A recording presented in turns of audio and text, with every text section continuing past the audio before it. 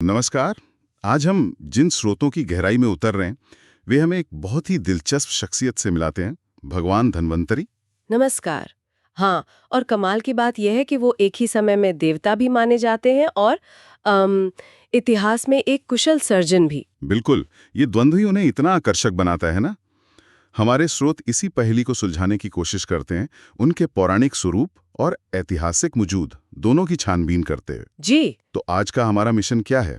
हम समझना चाहते हैं कि ये दोनों पहचाने कैसे जुड़ी है, आयुर्वेद खासकर सर्जरी में उनका क्या योगदान रहा और आज के दौर में वो कितने प्रासंगिक हैं, जैसे वो नेशनल आयुर्वेदा डे की तारीख बदलने वाली बात हुई। हाँ, बिल्कुल। हम समझना चाहेंगे कि ये सब कैसे जुड़ा है। तो देखिए, हम उनकी कहानी की शुरुआत करेंगे समुद्र मंथन की पौराणिक कथा से। फिर थोड़ा काशी के राजा दिवोदास धन्वंतरी के ऐतिहासिक किरदार पर आएंगे। अच्छा। उनके जबरदस्त योगदानों को समझेंगे और आखिर में देखेंगे कि धनतेरस और आयुर्वेद दिवस से उनका क्या नाता है और क्यों इसमें हाल में बदलाव किया गया। ये सारी जानकारी हमारे पास मौजूद स्रोतों पर आधारित है। बहुत बढ़िया। तो शुरू करते हैं इस अनोखी दोहरी पहचान से। पुराणों में धन्वंतरी कैसे सामने आते हैं, क्या वर्णन मिलता है? देखिए, जो प्रमुख पुराण हैं जैसे विष्णु पुराण, भागवत पुराण, अग्नि पुराण, उनमें उन्हें भगवान विष्णु का अवतार ही माना गया है। अवतार। हाँ, भगवान विष्णु का। और सबसे जानी मानी कहानी तो है समुद्र मंथन की, जब देवता और असुर अमृत के लिए सागर मथ रहे थे। हाँ, वो तो बहुत प्रसिद्ध कथा है। बिल्कुल। तो उसी मंथन से धन्वंतरी प्रकट हुए, एक हाथ में अमृत का कलश और दूसरे में आयुर्वेद का ज्ञान लेकर। वाह, मतलब सीधे अमृत और आयुर्वेद के साथ। तो वो देवताओं के वैद्य हो गए, हीलिंग के दिव्य स्रोत। एकदम। इसीलिए भागवत पुराण में उन्हें कहा गया है स्मृत मात्रार्ति नाशनः। मैंने भी पढ़ा है ये, जिनके स्मरण मात्र से सारे रोग दूर हो जाए। ये तो कमाल का आध्यात्मिक और औषधीय रुतबा है। सही कहा, लेकिन कहानी यही खत्म नहीं होती। मतलब ये तो हुआ पौराणिक स्वरूप। हाँ। अब विद्वानों के विश्लेषण ये भी बताते हैं कि इतिहास में भी एक व्यक्ति या शायद एक पूरा वंश इस नाम से जाना गया। अच्छा, ऐतिहासिक व्यक्ति भी? हाँ, एक वर्णन मिलता है कि धन्वंतरी ने चंद्रवंश के राजा धनवा के पुत्र के रूप में फिर जन्म लिया और ऋषि भारद्वाज से आयुर्वेद सीखा। दिलचस्प। और फिर एक और कड़ी जुड़ती है। हाँ, उनके पड़पोते दिवोदास की, जो काशी यानी बनारस के राजा थे। उन्हें भी धन्वंतरी कहा जाता था। बिल्कुल। ये देवोदास धन्वंतरी वाली कड़ी बहुत महत्वपूर्ण है। हाँ, तो ये वाले धन्वंतरी किस चीज के लिए खासतौर पे मशहूर थे? ये देवोदास धन्वंतरी आयुर्वेद की सर्जरी वाली शाखा, जिसे शल्य तंत्र कहते हैं, उसके महारथी थे। सर्जरी के? जी हाँ, शल्य तंत्र। और उनकी ऐतिहासिकता इसलिए भी पक्की मानी जाती है क्योंकि वो महान सर्जन सुश्रुत के गुरु थे। ओहो, सुश्रुत के गुरु। हाँ, और सुश्रुत संहिता, जो भारतीय चिकित्सा के सबसे महत्वपूर्ण ग्रंथों में से एक है, जिसका मौजूदा स्वरूप ईसा पूर्व के आखिरी सदियों और 7वीं सदी ईस्वी के बीच तैयार हुआ माना जाता है। उसमें दिवोदास धन्वंतरी के काशी में दिए गए उपदेशों का जिक्र है। अच्छा, तो सुश्रुत संहिता में उनका सीधा जिक्र है। क्या कहते हैं वो उसमें? हाँ, उन्हें ये कहते हुए कोट किया गया है, मतलब उद्धृत किया गया है, मैंने ही देवताओं के रोग दूर किए और उन्हें बूढ़ा होने और मरने से बचाया। अब मैं इस दुनिया में शल्यतंत्र और आयुर्वेद की दूसरी शाखाओं को विस्तार से सिखाने आया हूँ। ये उनके मिशन को बिल्कुल साफ कर देता है। हाँ, बिल्कुल। ये बहुत दिलचस्प है। एक तरफ अमृत धारण करने वाले दिव्य धन्वंतरी और दूसरी तरफ ये दिवोदास धन्वंतरी, जो मुश्किल ऑपरेशंस करते थे, शायद शवों का विच्छेदन, डिसेक्शन भी सिखाते थे, जैसा स्रोत बताते हैं। इस दोहरी पहचान का आखिर मतलब क्या निकलता है? इसका महत्व क्या है? मुश्किल तो थी ही, जोखिम भरी भी थी और शायद सामाजिक रूप से थोड़ी विवादास्पद भी रही होंगी। हाँ, ये तो हो सकता है। तो अब सोचिए, दिवोदास जैसे ऐतिहासिक सर्जन की शिक्षाओं को सीधे दिव्य धन्वंतरी से जोड़ दिया गया। इससे हुआ ये कि शल्य तंत्र यानी सर्जरी की पूरी विधा को फौरन एक तरह की दैवीय स्वीकृति मिल गई, एक लेजिटिमेसी आ गई, जिस पर सवाल उठाना मुश्किल था। समझ गया। मतलब ये एक तरह का मास्टर स्ट्रोक था। इसने सर्जरी जैसी जटिल, अनुभव पर आधारित और शायद उस समय कुछ लोगों के लिए थोड़ी आपत्तिजनक पद्धतियों को वैधता और सम्मान दिलाया। इससे उनका प्रचार प्रसार आसान हो गया होगा। बिल्कुल सही। ये एक बहुत जरूरी कदम था जिसने सर्जरी की तरक्की के लिए रास्ता खोला। और फिर धीरे धीरे धन्वंतरी नाम सिर्फ एक व्यक्ति का नहीं रहा, बल्कि एक चिकित्सा की एक पूरी विचारधारा, एक स्कूल ऑफ थॉट का प्रतीक बन गया। ये बात ध्यान देने वाली है क्योंकि दिवोदास तो मुख्य रूप से सर्जरी के विशेषज्ञ थे, जैसा आपने बताया, लेकिन धन्वंतरी नाम से जुड़े दूसरे ग्रंथों में तो आंतरिक चिकित्सा यानी इंटरनल मेडिसिन जैसी चीजें भी मिलती हैं। हाँ, बिल्कुल। जैसे गरुड़ पुराण में एक हिस्सा है धन्वंतरी संहिता, उसमें आंतरिक रोगों यानी काय चिकित्सा का भी काफी जिक्र है। अच्छा। हाँ, इससे यही पता चलता है कि धन्वंतरी शब्द उस पूरी परंपरा या स्कूल के लिए इस्तेमाल होने लगा, जिसने न सिर्फ सर्जरी को व्यवस्थित किया, बल्कि ये भी पक्का किया कि उनके अनुयायी दवाइयों और रोगों के मूल सिद्धांतों को भी गहराई से समझे। ठीक है, तो ये पहचान की गुत्थी थोड़ी सुलझी। अब आते हैं आयुर्वेद में उनके मौलिक योगदानों पर। उन्हें अक्सर आयुर्वेद का जनक या संस्थापक भी कहा जाता है। इसके पीछे क्या कारण है? देखिए, पारंपरिक मान्यता ये है कि जो मूल आयुर्वेदिक ज्ञान था वो ब्रह्मा जी ने रचा था, करीब 1 लाख श्लोकों में। बहुत विशाल। 1 लाख श्लोक? वो तो बहुत ज्यादा है। हाँ, और ये इतना विशाल और जटिल था कि आम इंसानों के लिए, जिनकी उम्र और समझने की क्षमता सीमित है, इसे सीखना समझना बहुत मुश्किल था। तो धन्वंतरी ने इसे आसान बनाया, उसे मैनेजेबल किया। जी हाँ, ऐसा माना जाता है कि धन्वंतरी ने ब्रह्मा के उस विशाल ज्ञान को पुनर्व्यवस्थित किया और एक व्यवहारिक अष्टांग यानी 8 अंगों वाली प्रणाली में ढाला। अष्टांग आयुर्वेद, हाँ सुना है। जी, इसमें शल्य, सर्जरी, शालाक्य, ENT ऑफ्थेल्मोलॉजी, काय चिकित्सा, इंटरनल मेडिसिन जैसे 8 प्रमुख विभाग शामिल थे। इस वर्गीकरण ने उस प्राचीन ज्ञान को सुलभ और व्यवस्थित बना दिया, एक स्ट्रक्चर दे दिया। ये तो हुई ज्ञान को व्यवस्थित करने की बात। क्या उन्हें कुछ व्यावहारिक खोजों का श्रेय भी दिया जाता है? स्रोत बताते हैं कि हल्दी और नमक के गुणों की पहचान में भी उनका हाथ था। बिल्कुल। प्रारंभिक भारतीय चिकित्सा परंपराओं में उन्हें हल्दी के एंटीसेप्टिक यानी कीटाणुनाशक गुण और नमक के संरक्षक यानी चीजों को खराब होने से बचाने वाले गुण की खोज का श्रेय भी दिया जाता है। अच्छा। और ऐसा नहीं कि ये सिर्फ खोजें थीं, उन्होंने इन चीजों को सीधे अपने हर्बल इलाजों और प्राकृतिक उपचारों में इस्तेमाल भी किया। ये दिखाता है कि वो सिर्फ सैद्धांतिक नहीं, व्यावहारिक ज्ञान पर भी कितना जोर देते थे। हाँ, और सर्जरी यानी शल्य तंत्र में उनकी महारत तो वाकई असाधारण मानी जाती है, जैसा आपने पहले भी बताया। निश्चित रूप से ऐतिहासिक धन्वंतरी की स्थायी पहचान काफी हद तक उनके स्कूल की सर्जरी में निपुणता पर ही टिकी है। सुश्रुत संहिता जो इसी ज्ञान को सहेजती है, उसमें उस जमाने के हिसाब से बहुत उन्नत, बहुत सोफिस्टिकेटेड तकनीकों का वर्णन मिलता है। इसने प्राचीन भारत को शुरुआती सर्जरी के क्षेत्र में दुनिया में सबसे आगे खड़ा कर दिया था। किस तरह की तकनीकें? कुछ उदाहरण दे सकती हैं? स्रोत क्या बताते हैं? इसमें राइनोप्लास्टी यानी नाक की प्लास्टिक सर्जरी का विस्तृत वर्णन है, मोतियाबिंद का ऑपरेशन, हड्डियों को जोड़ने के तरीके जिसे आज हम ऑर्थोपीडिक्स कहते हैं, और कई मुश्किल ऑपरेशनों के लिए पूरी व्यवस्थित प्रक्रियाएं बताई गई हैं, स्टेप बाय स्टेप। कमाल है। साथ ही जड़ी बूटियों से बनी एनेस्थीसिया, बेहोशी की दवा और ऑपरेशन की बाद की देखभाल, पोस्ट ऑपरेटिव केयर का भी जिक्र है। सोचिए, ये सब सैकड़ों बल्कि हजारों साल पहले। यहाँ एक और बात बहुत अहम लगती है, अनुभव पर आधारित ज्ञान और प्रैक्टिकल तजुर्बे पर जोर देना, एम्पिरिकल नॉलेज। हाँ, ये धन्वंतरी परंपरा की शायद सबसे बड़ी और क्रांतिकारी देन थी। सुश्रुत संहिता साफ तौर पर कहती है कि शरीर की सटीक रचना यानी एनाटॉमी समझने के लिए शव का विच्छेदन यानी डाइसेक्शन करना जरूरी है। सीधे सीधे लिखा है। हाँ, ग्रंथ में लिखा है कि जिसे शरीर रचना का गहरा ज्ञान चाहिए, उसे एक मृत शरीर तैयार करके ध्यान से उसका विच्छेदन करना चाहिए और उसके अलग अलग हिस्सों को देखना और जांचना चाहिए। प्रत्यक्ष ज्ञान पर जोर था। ये तो जमाने के हिसाब से वाकई क्रांतिकारी सोच रही होगी, सीधे अनुभव से सीखने पर इतना बल देना। बिल्कुल, ये चिकित्सा पद्धति के लिए एक बहुत मजबूत नींव थी। अब बात करते हैं रोगों की पहचान और इलाज में उनके खास योगदान की। स्रोत धन्वंतरी संहिता का जिक्र करते हैं, जो गरुड़ पुराण का हिस्सा है। इसमें क्या खास जानकारी मिलती है? हाँ, धन्वंतरी संहिता। ये ग्रंथ, जिसे भगवान धन्वंतरी और उनके शिष्य सुश्रुत के बीच बातचीत के रूप में लिखा गया है, आयुर्वेद के गहरे दार्शनिक सिद्धांत, रोगों के कारण और विकास, जिसे हम विकृति विज्ञान या पैथोलॉजी कहते हैं, और इलाज की खास तरीकों पर रोशनी डालता है। इससे पता चलता है कि धन्वंतरी परंपरा का ज्ञान कितना गहरा और तकनीकी था। इसमें सबसे महत्वपूर्ण योगदानों में से एक पंच निदान की पद्धति बताई गई है। ये क्या है और क्यों खास है?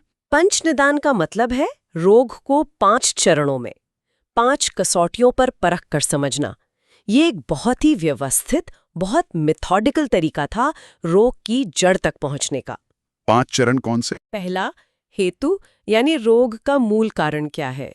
दूसरा, पूर्वरूप, रोग के शुरुआती हल्के लक्षण क्या हैं। तीसरा, रूप या लक्षण, पूरी तरह उभरे हुए स्पष्ट लक्षण क्या हैं। चौथा, संप्राप्ति, रोग शरीर में कैसे फैल रहा है, उसका पाथ क्या है। और पांचवा, उपशय, दवा या परहेज का क्या असर हो रहा है, इससे रोग को पक्का करना। वाह, मतलब कारण से लेकर इलाज के असर तक पूरा विश्लेषण। जी हाँ, सोचिए सदियों पहले रोग की पहचान के लिए इतना सिस्टमैटिक तरीका, ये आज भी आयुर्वेदिक डायग्नोसिस की रीढ़ है। कमाल है। और क्या दवाइयों की सुरक्षा को लेकर भी उस समय कोई सोच थी? आजकल तो ड्रग सेफ्टी, फार्माकोविजिलेंस बहुत बड़ी विषय हैं। हाँ, ये भी एक दिलचस्प बात है जो स्रोतों से पता चलती है। धन्वंतरी निघंटु नाम का एक ग्रंथ मिलता है जो शायद 200 ईसा पूर्व से 1000 ईस्वी के बीच का हो सकता है। ये असल में औषधीय पदार्थों का एक शब्दकोश जैसा है, एक मटेरिया मेडिका। निघंटू? हाँ, इसमें दवाओं के आपसी असर, ड्रग इंटरैक्शंस और कुछ दवाओं या खाने की चीज़ों के बुरे प्रभावों, एडवर्स इफेक्ट्स का भी जिक्र मिलता है। सच में? जी, ये दिखाता है कि दवाओं के सुरक्षित इस्तेमाल को लेकर कितनी गहरी और बारीक सोच उस जमाने में भी मौजूद थी, जो आज के फार्माकोविजिलेंस की अवधारणा से काफी मिलती-जुलती है। स्रोत कुछ खास बीमारियों के निदान के उदाहरण भी देते हैं, जैसे सांस की तकलीफ, श्वास रोग या पेट के रोग, उदर रोग। इनसे उनके विश्लेषण के बारे में क्या पता चलता है? ये उदाहरण दिखाते हैं कि उनका अवलोकन कितना बारीक था और वो रोगों की उत्पत्ति को लेकर कितने स्पष्ट थे। जैसे श्वास रोग के बारे में उनका मानना था कि ये आमाशय, मोटे तौर पर पेट या जहां अपचित भोजन रहता है, से शुरू होता है। ये बात थोड़ी अलग है क्योंकि चरक संहिता में इसका उत्पत्ति स्थान पित्ताशय बताया गया है। तो ये एक महत्वपूर्ण अंतर है। अच्छा, तुलनात्मक दृष्टिकोण भी दिखता है। हाँ, और पेट के रोगों या उदर रोग के लिए उनका एक मूल सिद्धांत था, एक सूत्र वाक्य, रोगाः सर्वेपि मंदोग्नि सुतर्मुद्राणि तो। इसका क्या मतलब हुआ? इसका अर्थ है सारे रोग बिगड़ी हुई पाचन अग्नि, मंदाग्नि की संतान है, और पेट के रोग तो खासकर।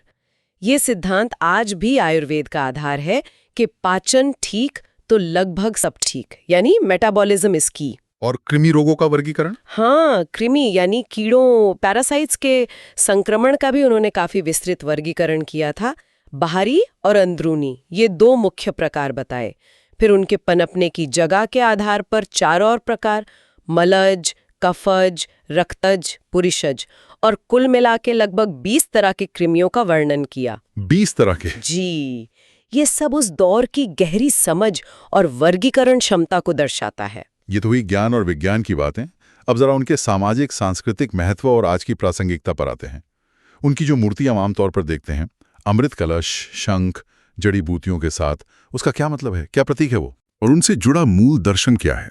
उनसे जुड़ा मूल दार्शनिक जोर शरीर, मन और आत्मा के बीच के महत्वपूर्ण संतुलन पर है। साथ ही नैतिक तरीके से इलाज करने, एथिकल प्रैक्टिस, और सबसे बढ़कर बीमारी होने से पहले ही बचाव पर जोर देना, प्रिवेंटिव हेल्थ केयर। और ये आजकल की प्रिवेंटिव हेल्थ केयर की सोच से भी जुड़ता है। बिल्कुल, उनकी शिक्षाएं आजकल के पब्लिक हेल्थ अभियानों और प्रिवेंटिव केयर की सोच से पूरी तरह मेल खाती हैं।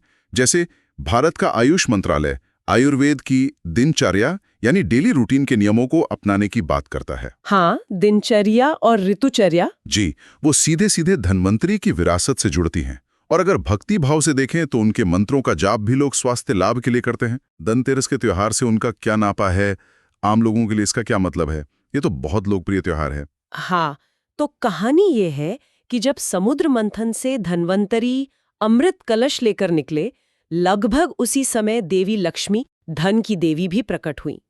ये कहानी हिंदू परंपरा में सेहत, आरोग्य और समृद्धि धन को सीधे सीधे जोड़ती है। अच्छा, आरोग्य और धन का सीधा संबंध। जी, और इसमें संदेश ये छिपा है कि सेहत, जिसका प्रतीक अमृत है, उसे ही असली धन, मूल धन माना गया है।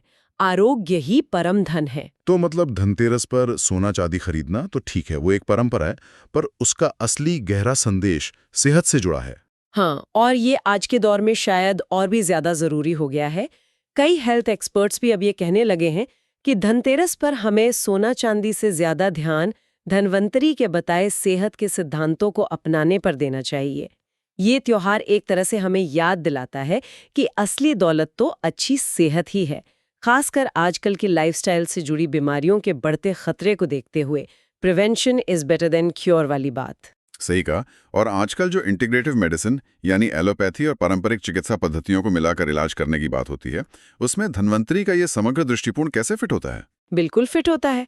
धन्वंतरी का समग्र दृष्टिकोण जो मन, शरीर और आत्मा के संतुलन पर आधारित है, वो इंटीग्रेटिव मेडिसिन के वैश्विक पुनरुत्थान के लिए एक मजबूत सांस्कृतिक और दार्शनिक आधार देता है।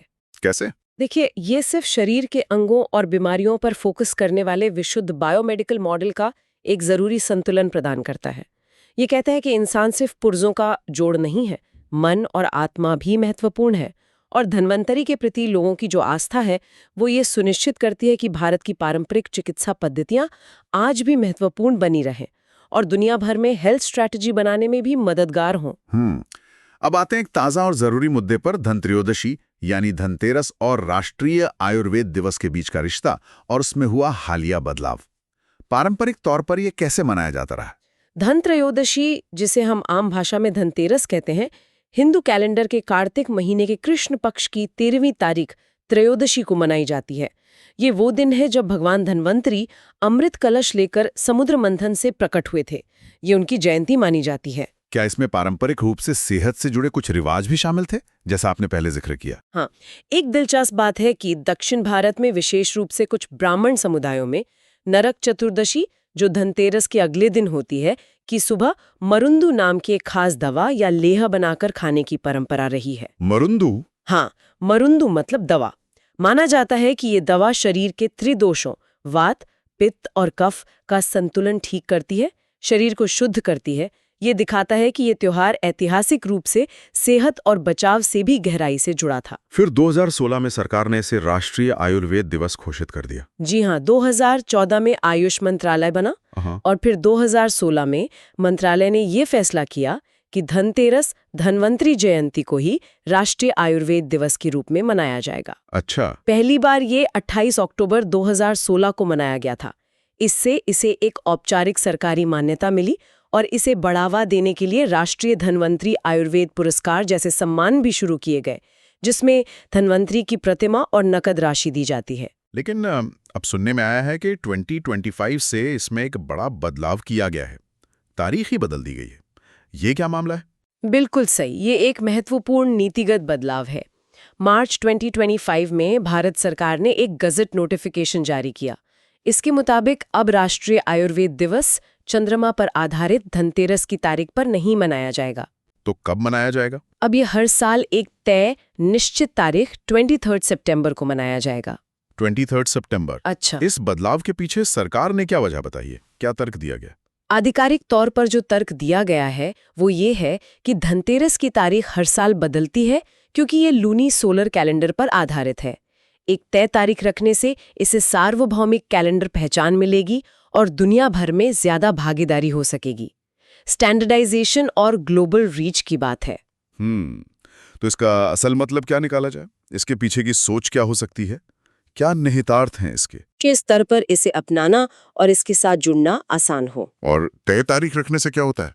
एक तय तारीख रखने से प्रभावी रूप से जो पारंपरिक पूजा का दिन है, जो धनतेरस पर होती रहेगी, और आयुर्वेद के सरकारी उत्सव के बीच का जो सीधा कैलेंडर वाला लिंक था, वो एक तरह से टूट जाता है, डीकपलिंग हो जाती है। तो ये नीति एक प्राथमिकता दिखाती है, मतलब धन्वंतरी के प्रति सांस्कृतिक सम्मान बना रहेगा, उनकी मूर्ति अभी भी पुरस्कारों में इस्तेमाल होगी, जैसा आपने बताया, लेकिन सरकारी रणनीति ये लगती है कि आयुर्वेद के अभ्यास को उसकी बदलती हुई धार्मिक या पारंपरिक समय सारणी से थोड़ा अलग करके अंतर्राष्ट्रीय जुड़ाव के लिए जरूरी मानकीकरण की तरफ बढ़ा जाए। हाँ, ऐसा समझा जा सकता है। ये स्टैंडर्डाइजेशन की दिशा में एक कदम लगता है। और ये 23 सितंबर की तारीख ही क्यों चुनी गई?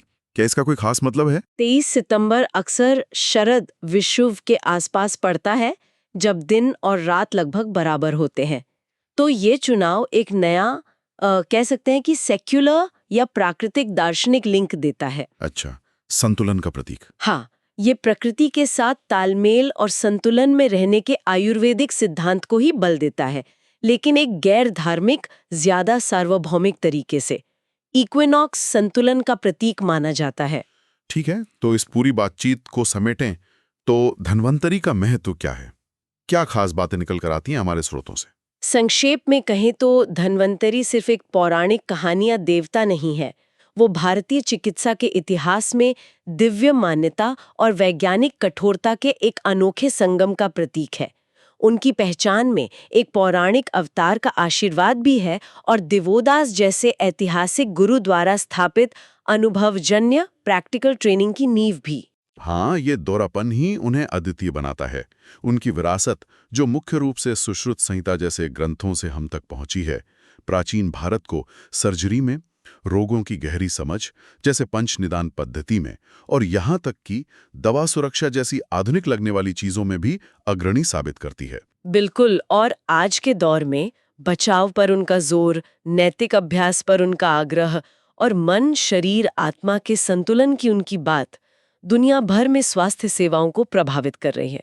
खासकर जब हम आधुनिक लाइफस्टाइल की बीमारियों से निपटने के लिए प्राचीन ज्ञान को आज की क्लिनिकल प्रैक्टिस में इंटीग्रेट करने की कोशिश कर रहे हैं। आयुर्वेद दिवस का सरकारी आयोजन, भले ही अब उसकी तारीख बदल गई हो, ये दिखाता है कि भारत की पब्लिक हेल्थ रणनीति में आयुर्वेद का महत्व बना हुआ है। उसे वैश्विक मंच पर ले जाने की इच्छा है। हाँ, और ये तारीख का बदलाव उस चुनौती को भी उजागर करता है जिसका सामना शायद कई पारंपरिक प्रणालियां आज कर रही हैं। अपनी गहरी जड़ों और सांस्कृतिक जुड़ाव को बनाए रखते हुए दुनिया के साथ कदम मिलाने के लिए जरूरी मानकीकरण को कैसे अपनाया जाए, ये एक संतुलन साधने वाली बात है। सही कहा। आखिर में धन्वंतरी का व्यक्तित्व डॉक्टरों और आम लोगों दोनों को एक शाश्वत संदेश देता है। स्वास्थ्य और जीवन शक्ति, यानी असली अमृत ही समृद्धि का सच्चा पैमाना है। बिल्कुल। वाकई ये एक बहुत गहरी और जानकारी भरी चर्चा रही। जाते जाते श्रोताओं के लिए एक विचार छोड़ जाते हैं जो इन्हीं स्रोतों से जुड़ा है, लेकिन जिस पर हमने खुलकर बात नहीं की।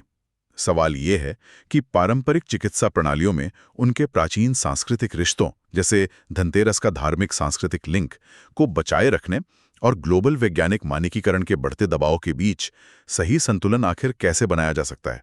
ये जो एक तरह का तनाव है परंपरा और आधुनिकीकरण के बीच, ये भविष्य में दुनिया भर में आयुर्वेद को कैसे देखा और अपनाया जाएगा, इस पर क्या असर डालेगा, ये सोचने वाली बात है।